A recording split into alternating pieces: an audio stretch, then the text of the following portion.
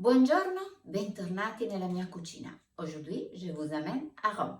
En fait, avec l'Institut culturel italien, je vous propose la pasta alla carbonara, la mythique recette qui semble provoquer beaucoup de débats sur ses origines et les ingrédients à utiliser. En fait, on ne sait pas beaucoup des origines de cette recette. La première fois, la recette est citée dans une guide de restaurant de Chicago en 1952. Et en fait, les Américains ont quelque chose à faire avec cette recette. Pour moi, l'explication la plus convaincante est celle qui raconte qu'un jour, des soldats américains, pendant la libération de Rome en 1944, ont proposé à un cuisinier de leur préparer un plat de pâtes avec les ingrédients déshydratés qu'ils avaient dans leur boîte de la ration K. Probablement, le cuisinier a refusé les ingrédients et a décidé de préparer les pâtes avec les œufs, les pecorino, les fromages de Bibi, et au lieu du bacon, il a utilisé du guanciale, l'ajout de porc. Bon, c'est une recette, comme vous avez compris, facile, mais il faut connaître quelques astuces pour ne pas transformer un plat de pâtes dans une omelette. Mais on passe tout de suite à la liste des ingrédients. Les ingrédients pour 2 personnes sont 200 g de pâtes, 3 œufs, du guanciale, une tranche d'1 cm d'épaisseur et 40 g de pecorino râpé. Je coupe en petits dés les guanciale et je les ajoute dans une poêle qui est déjà bien chaude.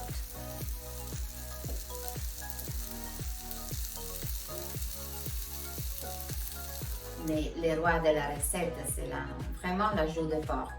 Pourquoi l'ajout et pas la poitrine?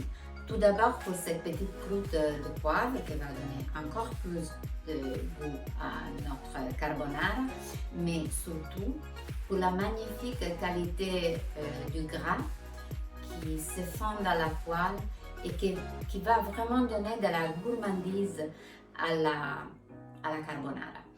Donc, joue, ça c'est très important.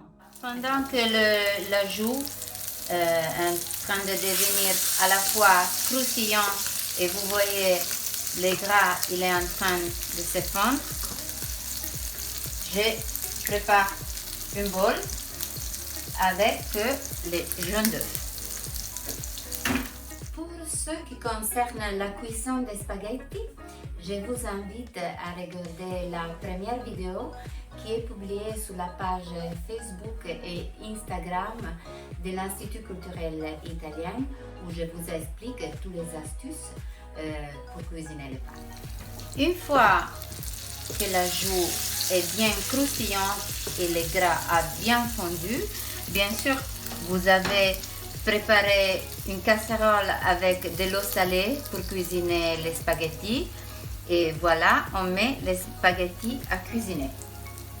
Pendant que les spaghettis cuisinent, j'ajoute les pecorino aux œufs et je mélange.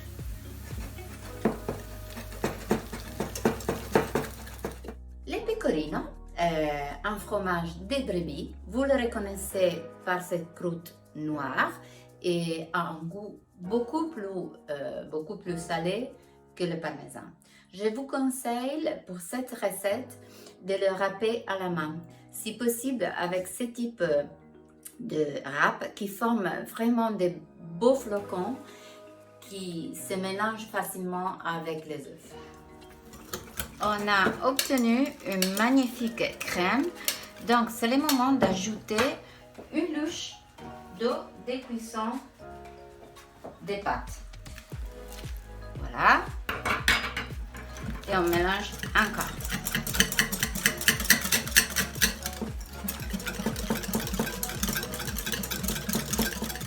Avant d'égoutter les pâtes, on rajoute à la crème d'œuf le guanciale croquant et une petite cuillère de son gras. Les pâtes sont bien al dente et on les égoutte directement dans le bol, comme ça. Voilà, et on les mélange à toute vitesse.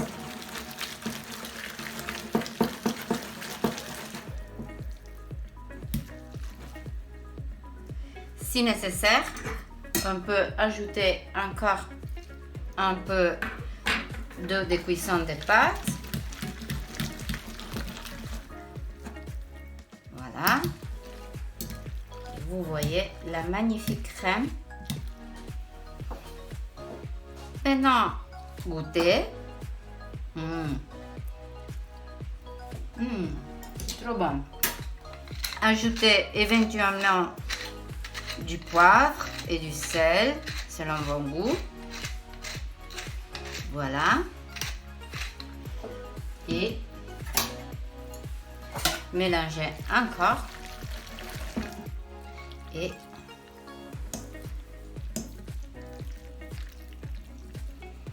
passez à la table.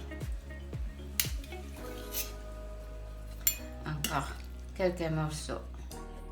Eh bien, à tavola avec la pasta alla carbonara, je vous dis à très bientôt sur la page Facebook et Instagram de l'Institut culturel italien.